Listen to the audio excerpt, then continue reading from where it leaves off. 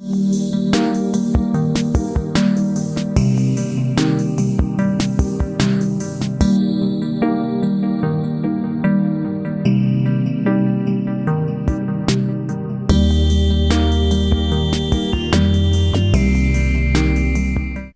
hablado ya en la introducción que este tema de sostenibilidad pues, es muy importante, o sea, es algo que tiene que formar parte de nuestra cultura, son conceptos, pero sobre todo tienen que ser prácticas sociales, no dejarlo nada más a nivel conceptual. Aquí yo tengo una pregunta para las personas que analizan y trabajan en museos y centros de ciencias. ¿Es un tema de moda? ¿Este tema de sostenibilidad es un tema de moda para los museos o es un tema que sí debe tenerse, asumirse constantemente, estarlo actualizando? ¿Qué es lo que pasa? Porque pues, así como el año pasado fue el paisaje cultural y este año son las historias ocultas, ¿qué pasa con esto de la sostenibilidad? ¿Ustedes cómo lo ven? Bueno, pues quiero comentarte que es un tema desde luego importantísimo, que además es un compromiso, como mencionaba México, por ejemplo, es un país mega biodiverso, y el compromiso que tenemos en México de cuidar nuestro ambiente y a nivel mundial, todos los países también, pues es un tema que se ha venido desarrollando desde la antigüedad, o sea, desde las sociedades antiguas pensaban cómo cuidar y preservar. Los tlacuilos, que eran los gobernantes, decían el bosque se puede usar hasta aquí y allá ya no, porque es de los nietos. Como diciendo, tenemos que dejar para las siguientes generaciones. Entonces, yo creo que es un tema muy presente. Sin embargo, ahora que se habla del cambio climático, que a nivel mundial se están organizando los países para tomar acciones en común, pues ya se vuelve un tema muy importante, muy prioritario y que también, ante ciertos posibles desastres naturales, pues también se ve como algo urgente y prioritario. Pero pues sí, desde luego se ha abordado este tema en diferentes tiempos y formas. Bueno, coincidiendo con Gaby, yo también agregaría que podemos pensar que hay temas, unos que van con la vocación propia del museo, de su institución o de la institución a la que pertenece, ¿no? Y en ese sentido, pues tienen que ir por esa línea. Pero hay otros temas para los museos que son multitemáticos que pueden ser coyunturales y trabajarse a nivel de exposiciones temporales o de salas permanentes, pero con una permanencia relativamente acotada. Sin embargo, yo pienso que el tema del desarrollo sostenible no es coyuntural, es un tema que debería ser abordado de una manera continua, y si los museos quieren tener una pertinencia social verdadera, pues de plano tener hasta salas permanentes, ¿no? Y yo creo que sí es un compromiso, como decía Gaby, que incluso se ve reflejado, y perdón Silvia, porque a lo mejor tú debías decir esto, en la próxima cumbre de centros y museos de ciencia en Tokio, justo el tema central es el de la sostenibilidad. Ese es así el tema central. Se va a trabajar en 3 días a diferentes niveles, pero digamos es el tema general de esa cumbre, ¿no? Entonces ahí se ve reflejado pues que el compromiso y el interés. Gracias. Silvia. Bueno, yo pienso que es un tema esencial, básico, se ha convertido en un tema básico de la cultura de las personas. Y sí quisiera decir, para no repetir lo que mis colegas han dicho, que cuando estábamos discutiendo en los diferentes grupos donde se discutió la promoción de este Día Internacional de los Centros y Museos de Ciencias, que se celebra hoy, que es un día donde la UNESCO venía celebrando el Día de la Ciencia. Entonces, hoy es el Día de la Ciencia para la UNESCO también. Y entonces tratamos de buscar un día emblemático donde se pudiera discutir esto. Y luego inmediatamente el tema. Y ya o sea, este tema no es el tema solo de este año, es el tema del año anterior. La discusión ahora es si debemos de ir eligiendo alguno de los 17, pero lo que estamos convencidos es que este Día Internacional debe de urgir a que todos los que hacemos educación o comunicación nos unamos a este tema.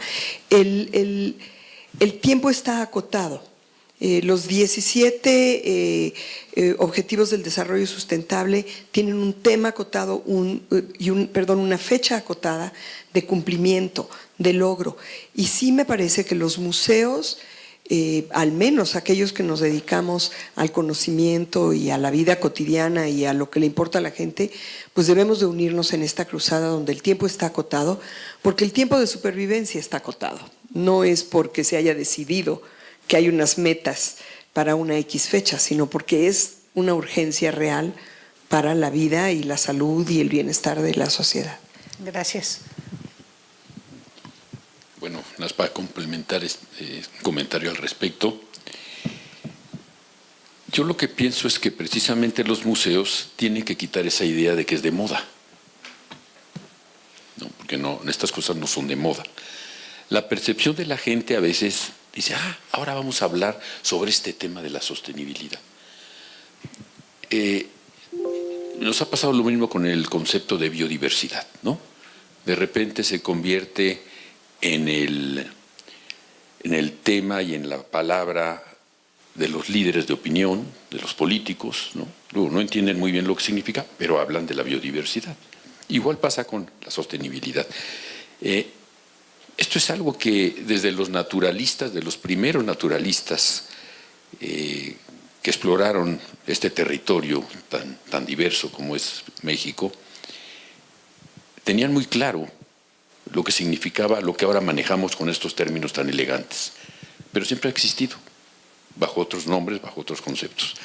Entonces creo que justamente la función de los museos es borrar un poco esa idea de que ahora es el tema de moda, sino que es un tema de gran importancia.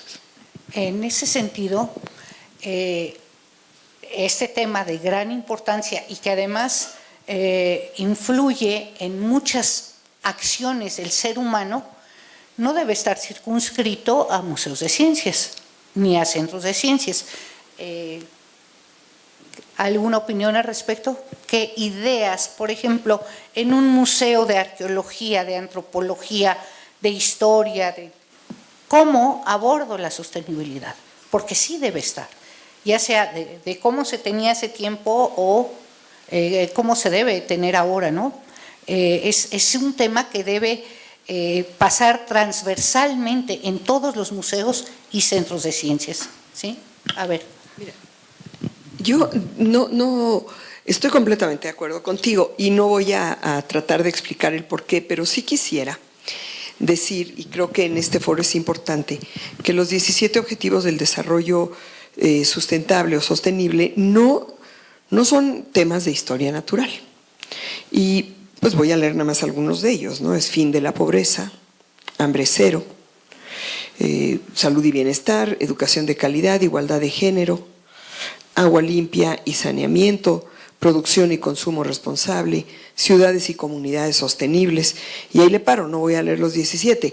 Lo que quiero decir es, en los títulos de los temas, que por un lado han sido una dificultad para los comunicadores, porque no son títulos que son tan asequibles por el público o la gente que no conoce del tema. Por otro lado, dejan muy claro que la sostenibilidad está en todos los aspectos de la vida de las personas. ¿Alguien más?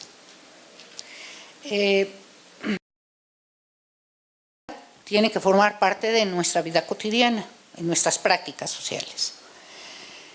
Y luego, en los museos, cuando se desarrollan exposiciones sobre este tipo de temas o cualquiera de los objetivos que ahí aparecen de la UNESCO,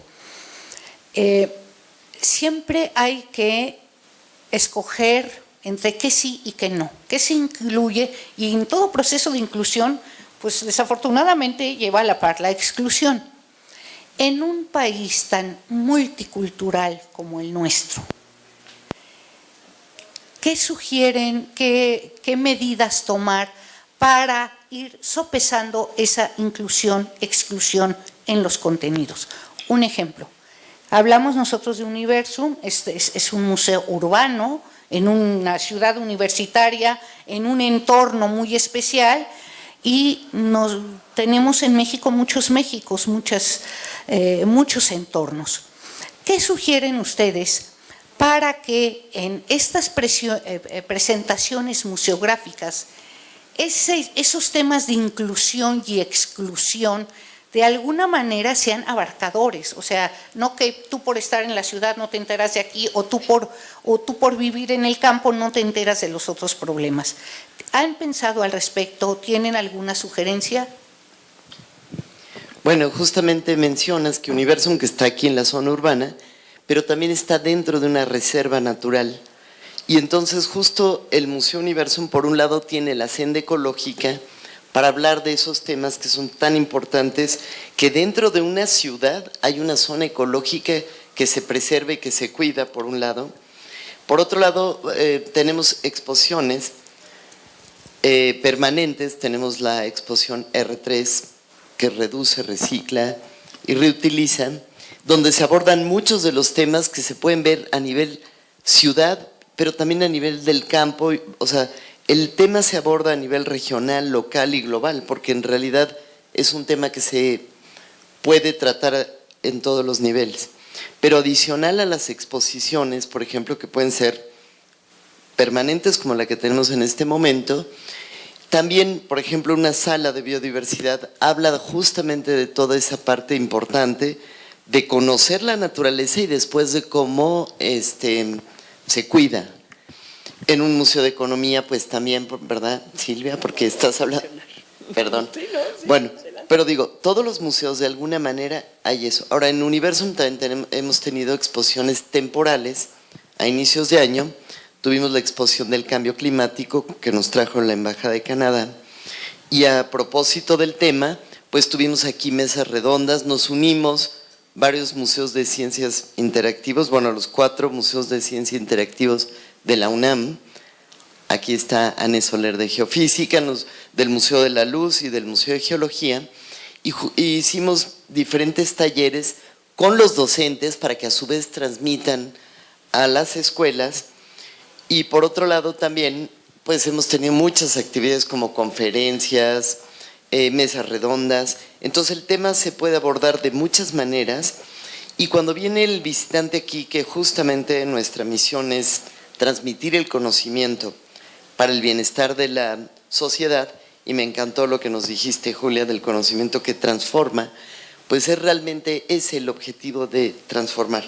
Y entonces a los museos nos toca el abordar la ciencia implícitamente a través de muchas actividades. Tenemos incluso una obra de teatro que aborda el tema de cómo reciclar, cuidar la basura, en fin, hay muchas maneras, pero sí, las exposiciones también son una de ellas. Gracias. Jorge. Sí, muchas gracias. Sí, pues yo creo que es una dificultad el tratar de hacer comunicación museográfica para multipúblicos. Me refiero, pues siempre el diseñador se enfrenta a de qué nivel van a ser mis mensajes, en qué lenguaje, para quién no es lo mismo comunicar a chavitos que comunicar a gente adulta, o como decías, a gente del campo o a gente de aquí. Pero lo primero que yo diría, al margen de esa dificultad inherente, que sí tiene que haber de alguna manera una cierta selección, yo creo que también los museos tienen que pensar en ser un poquito más extrovertidos, en no nomás esperar a que el público llegue y a ver qué le doy, sino a ir a donde el público vive. Yo creo que las exposiciones itinerantes son un recurso para ello. Bueno, todos los recursos de ciencia móvil, ¿no? Talleres, exposiciones, etcétera. Y generalmente nuestros museos, y bueno, yo estuve al frente de uno durante 15 años, desarrollamos exposiciones temporales que ponemos en nuestro propio museo y luego prestamos, alquilamos o intercambiamos con otros museos. Pero nosotros tuvimos experiencias muy gratas y creo que es una estrategia buena para esto que dices. Ir directamente a poner exposiciones en lugares que no son museos. Que no son museos. En plazas públicas, por ejemplo. En ¿Cómo centros, le llegamos al campo? En centros comerciales. Nosotros llevábamos exposiciones a centros comerciales. Y para pueblos chiquitos, ciudades pequeñas y así, éramos ferieros. O sea, sí nos decían, oiga, traen una muestra o una exposición, lo que sea, a la feria fulana de Paseo el Alto o a la feria sutanita de tal municipio. Claro, ya allí vamos, ¿no? Y claro, bueno, las condiciones no siempre son las ideales, ¿verdad? Pero es ir un poquito para afuera, ¿no? O sea, porque hay gente que definitivamente nunca va a poder venir, o sea, por cualquier condición, ¿no? Ya sea económica, de distancia, o sea, geografía, lo que sea, o a veces hasta sociocultural, de la gente que no se siente cómoda yendo a un museo. Hay mucha ¿verdad? gente en Sí. México que nunca ha entrado a un museo, No, se inhibe. que no sabe lo que es un No, museo, no. es más, le espanta la palabra y nada más pasar por la puerta no Sí. lo va a hacer. No, hay gente que se cohíbe. Entonces, ¿cómo Sí. le llegan esos temas? ¿Cómo ese conocimiento que transforma, cómo hacemos para que sí le llegue a esa gente que lo necesita Sí. también? Porque aquí tenemos una exposición muy bella del agua, en fin, pero ir Claro, más allá. yo digo, casi siempre estamos compelidos a pensar en el visitante, o sea, en el que nos viene a ver, el que viene a nuestra casa, pero no estamos muy acostumbrados a visitar, o sea, a ser nosotros los visitantes del sitio de vida de esa gente y llevar nuestros recursos para allá. Claro, es más caro, es más complicado, lo que quieran, pero pues es una estrategia que yo creo que sí se que debe la explorar. tenemos que implementar, sí. Doctor. En ese sentido, sí hay que abrir este panorama.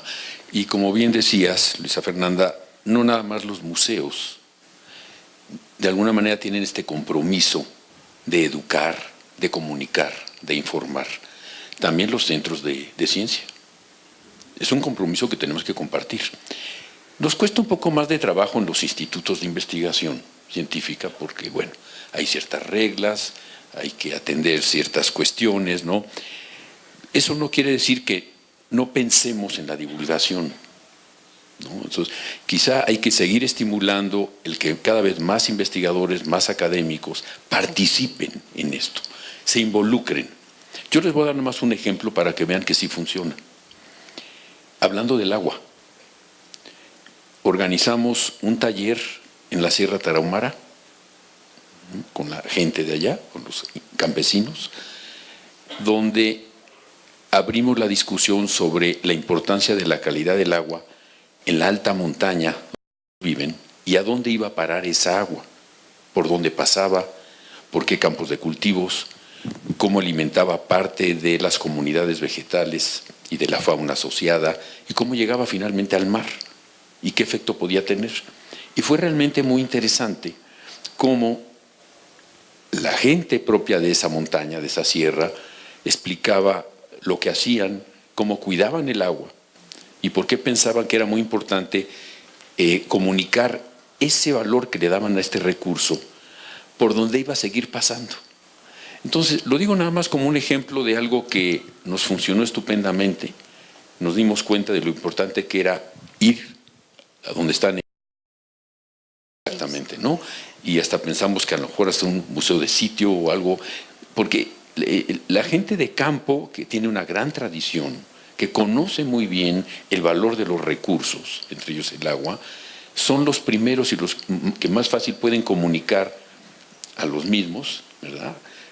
La importancia de esto. Entonces nosotros nada más dimos ahí el chispazo para que esto se creara y ahora ya es un taller que se hace regularmente en la Sierra Tarahumara y donde va algunos de los investigadores de nuestro instituto.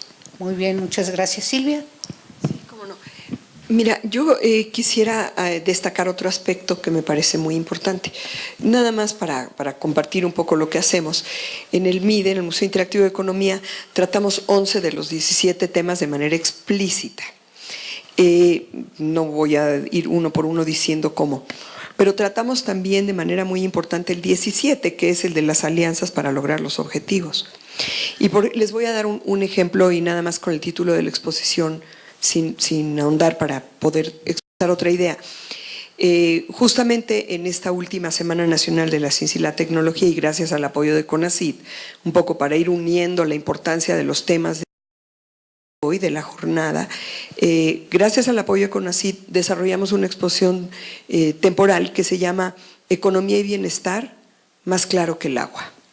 Y es una exposición sobre el impacto que tiene en el bienestar de las personas, en el bienestar de los ecosistemas y en la economía, desde la persona, la familia, el país, el agua. y está hecha con datos de San Luis Potosí, porque la feria se puso en San Luis Potosí. Y hoy ya está itinerando por México. Entonces se quedó en el museo, en el laberinto de las ciencias y las artes, y esperamos llevarlo a otros lados. Creo que este es justamente un poco para reafirmar lo que estamos diciendo acá. Pero a mí me gustaría decir otro tema. Quisiera incluirlo y a ver si por ahí en las preguntas lo vamos retomando, que es el tema de cómo comunicarlo. Porque el asunto no es nada más informar. Definitivamente hay sectores de la población que tienen acceso a información vía internet, etcétera, la mitad de la población, pero la otra mitad no. Claro que tenemos que dar datos y tenemos que dar la información científica verificable detrás de los temas, que esto es muy importante. Pero el problema que a mí me gusta pensar y hoy compartir con ustedes es el cómo. Hay estudios de público que marcan que los temas de desarrollo sustentable, en especial temas como cambio climático o pérdida de la biodiversidad, son temas que la gente está cansada de escuchar y que si no son comunicados de una manera correcta, tienen un switch negativo donde la gente dice, si me voy a morir, si esto ya se va a acabar, pues vamos a festejar. O sea, digo, hay que morir felices, ¿no? Entonces, creo que la forma del mensaje es muy importante. En fin, para que a ver si podemos ir hablando un poquito de eso. Bueno, en ese sentido, yo siempre he pensado que es indispensable abordar la idea del conocimiento sostenible. Con tanto cambio que estamos teniendo y tanta información que estamos teniendo, ¿cuánta información? Estamos saturados. Los estudiantes dicen, bueno, ¿y ahora cómo le hago? Entro a internet y qué información es la buena y cuál no, y me perdí. Es más, al navegar en internet uno busca una cosa y luego al cabo de un rato se le olvida qué es lo que estaba buscando.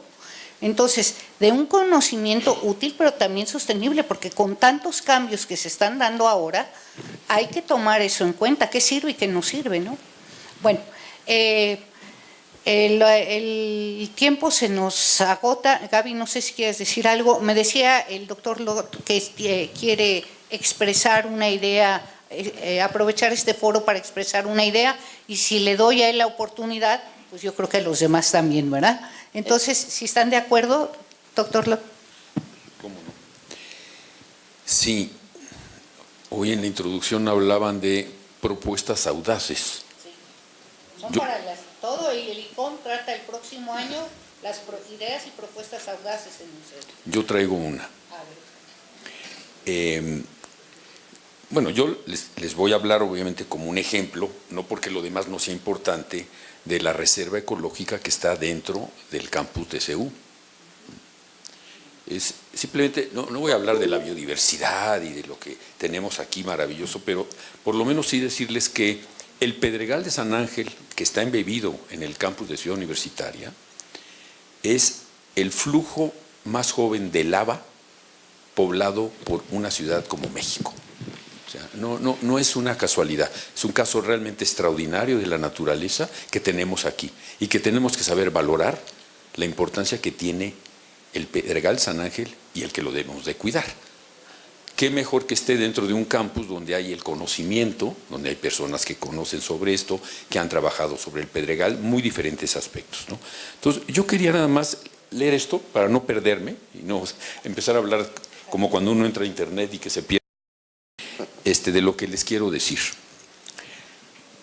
Esta idea que busca estimular la reflexión y aterrizar en debates sobre, y este es el tema, la fragmentación y enrejado del campus de Ciudad Universitaria y su relación directa con la Reserva Ecológica del Pedregal de San Ángel.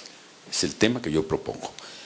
El punto de partida de dicha propuesta, que puede plantearse desde diversos enfoques o aristas, se proyecta a partir de la divulgación científica del Museo Universo. Y para ello tenemos que recordar, como bien lo decía Gaby, que el propio museo tiene la custodia de la senda ecológica, que es una zona de amortiguamiento de la Reserva Ecológica del Pedregal.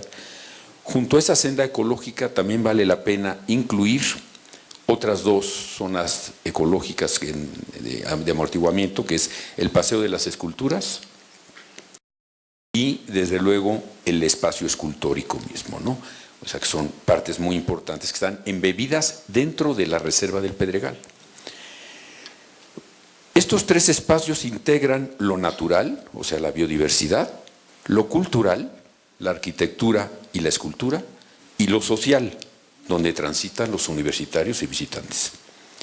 Es un desafío en temas de reflexión sobre desarrollo sustentable que al menos puede intentar una aproximación a informar al público sobre el valor de la naturaleza, la educación ambiental y la concientización social acerca de la biología de la conservación, el significado del paisaje, representado por la vegetación, y, desde luego, las increíbles formas de lava petrificada que tenemos en el campus, ¿no? Que eso solamente es una belleza. Y también el valor estético de las obras de arte diseminadas en dichas áreas protegidas. La pregunta inicial de la reflexión versaría a: ¿no sería de mayor beneficio capacitar a educadores y divulgadores científicos en desarrollo sostenible que guíen al público por accesos controlados a la REPSA, que seguir bardeando con malla ciclónica el campus de CEU? En otras palabras, se trata de una inversión educativa y no en un gasto que no garantiza, por cierto, la seguridad en el campus y la protección a la reserva. Ahí se los dejo. Muy bien, muchas gracias. Muy buena propuesta. No para que se quede aquí, para seguir trabajando sobre ella, y hacemos un grupo de trabajo, claro, un grupo de reflexión museológica que traiga una aportación para estos patrimonios universitarios. Una mega reflexión.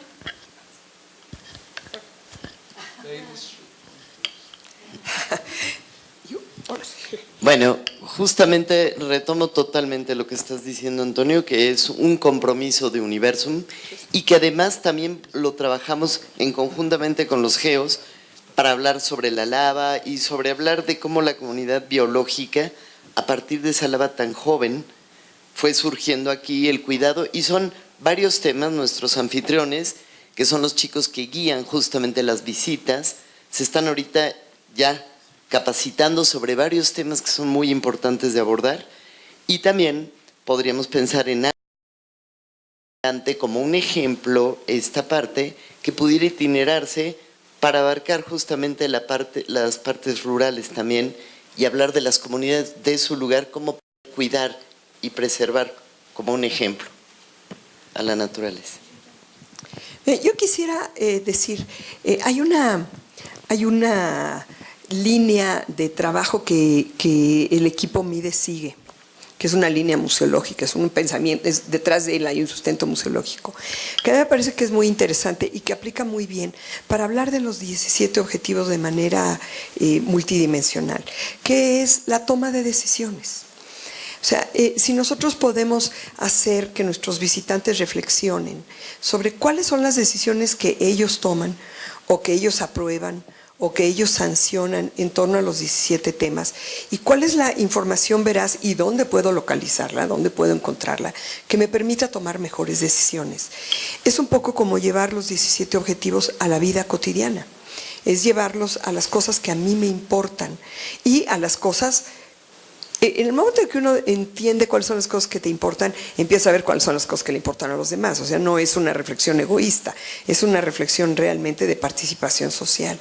Y yo creo que esta puede ser una estrategia que cada quien desde su campo, desde su óptica, desde su tema de interés, pueda gestionar. A mí me parece que, y es por eso que dirijo ese museo, y no he buscado trabajo en otro museo de ciencias. Ustedes saben que mi origen es la divulgación y sigo considerándome un divulgador de la ciencia, no de la economía. Y acepté este reto porque me parece que la economía es una parte fundamental de las decisiones que hacemos para la sustentabilidad, precisamente. Y que la economía es la ciencia que estudia precisamente cómo tomamos decisiones en torno a recursos escasos y deseos y necesidades muy grandes.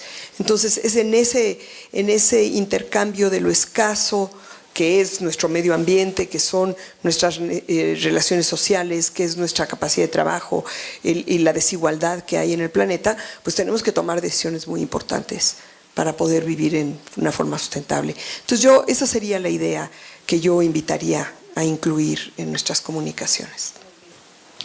Que yo reflexionaría acerca de la forma en que podemos involucrar al público en este tema, que me parece importante, y sobre todo a la luz de lo que se comentó, de que a veces ya echan el switch para no angustiarse o para no seguir escuchando cosas sobre ello, es el de proveerle al visitante experiencias como muy inmersivas, donde realmente se involucre en el tema.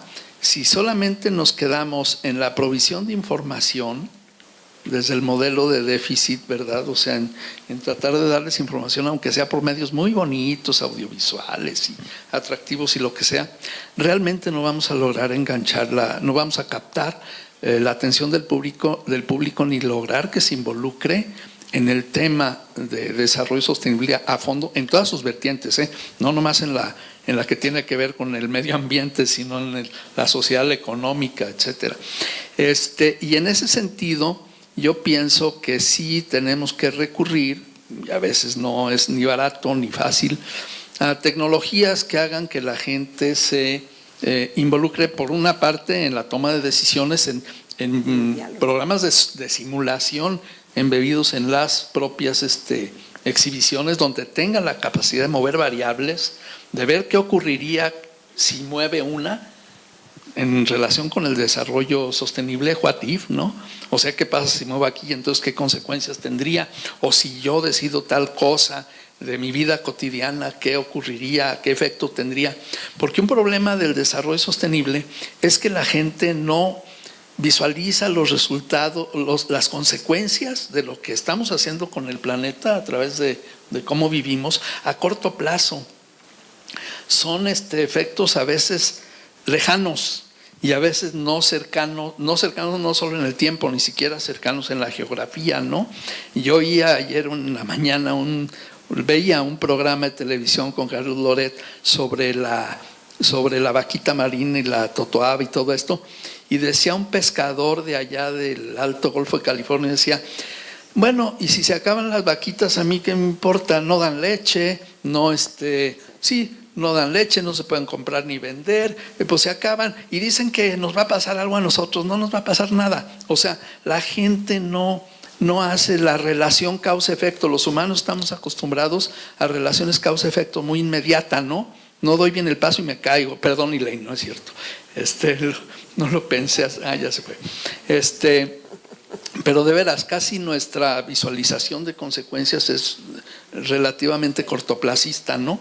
Entonces, sí creo que deberían proveerse experiencias de este tipo a los visitantes, donde tuvieran la oportunidad de explorar consecuencias, ¿verdad? A través de, repito, simulación computacional en las exhibiciones, yo qué sé, y de toma de decisiones, ¿no? Y sobre todo relacionadas con la vida cotidiana, porque también si ponemos los temas muy alejados de la cotidianeidad de la gente, no piensa que le va a llegar, o sea, no, tiene que ser. Me voy a meter, porque no me va a dar la palabra Luisa, entonces me voy a meter y voy a decir una cosa. Hay otra herramienta que, siguiendo lo que tú estás diciendo, desde luego inmersión, tomar la decisión para ver las alternativas, los simuladores, ponerte en la situación de. Pero la otra muy, que ha dado unos resultados espléndidos, el diálogo. Sí. El diálogo. Tenemos que respetar el equipaje con el que llega el visitante al museo, lo que sabe, lo que cree que sabe, y luego intercambiar esos saberes con los otros visitantes. Me parece que el diálogo es una herramienta que hemos explotado poco. Es difícil de diseñar. Diseñar un buen diálogo es difícil, pero el diálogo es una herramienta fundamental en este tipo de temas. Ya me la ganaste. Perdón, Luisa, nada más una reflexión. Hemos tomado el micrófono de este lado.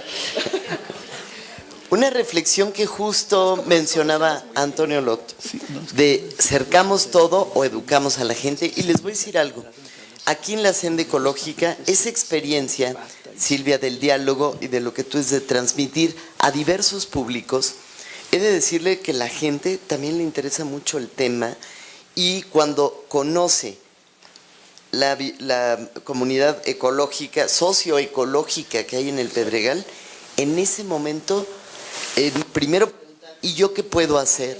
Claro. Y cuando ven toda la maravilla que es, ellos mismos dicen, no hay que tirar nada en el suelo, ni cuando vas al campo, o sea, se extrapola hacia otras partes. Entonces, cuando la gente cae en la cuenta a través de un ejemplo, puede inmediatamente, y nuestros anfitriones justamente entablan ese diálogo, porque toda la gente dice, ¿y yo qué puedo hacer? El planeta le está pasando, ¿y yo qué puedo hacer?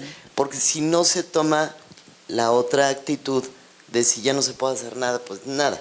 Pero entonces yo creo que este ejemplo es el vivirlo como un ejemplo, el diálogo, el tratar a los visitantes con esto que quieren ver, cómo se aplica en su vida cotidiana, pues esa es una... Yo retomo después de la interrupción de género que tuve aquí,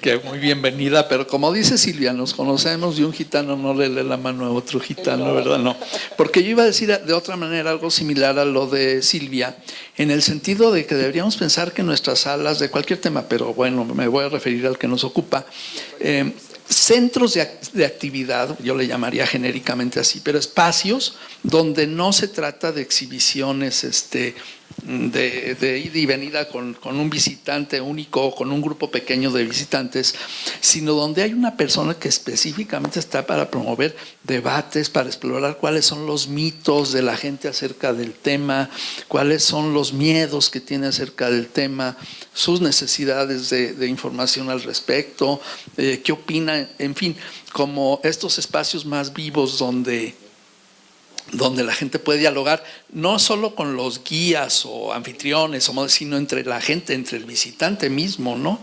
Y por último, yo querría también tocar el punto del codiseño. Estamos muy acostumbrados en nuestros museos a diseñar los contenidos, los recursos museográficos, etcétera, desde el experto.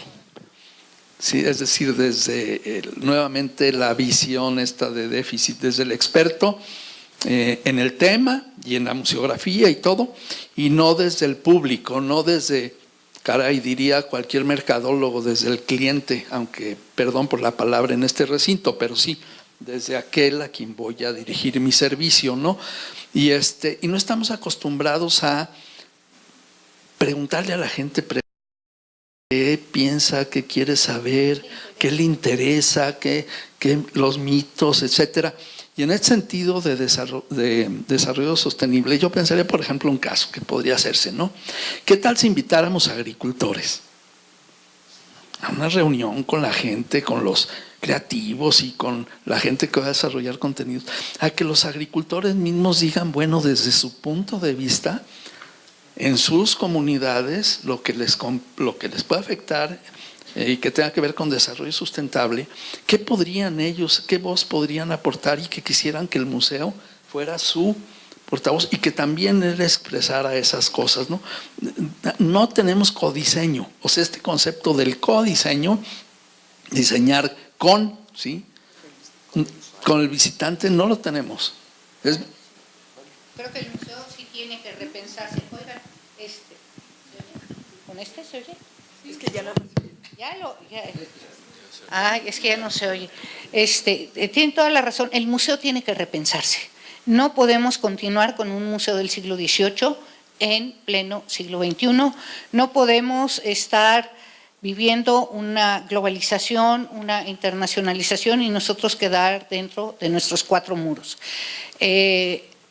En el Seminario de Investigación Museológica estamos haciendo grupos de reflexión y los invito para que reflexionemos con esto y se pongan en práctica varias cosas de estas, porque necesitamos escuchar sus ideas y a la otra gente también.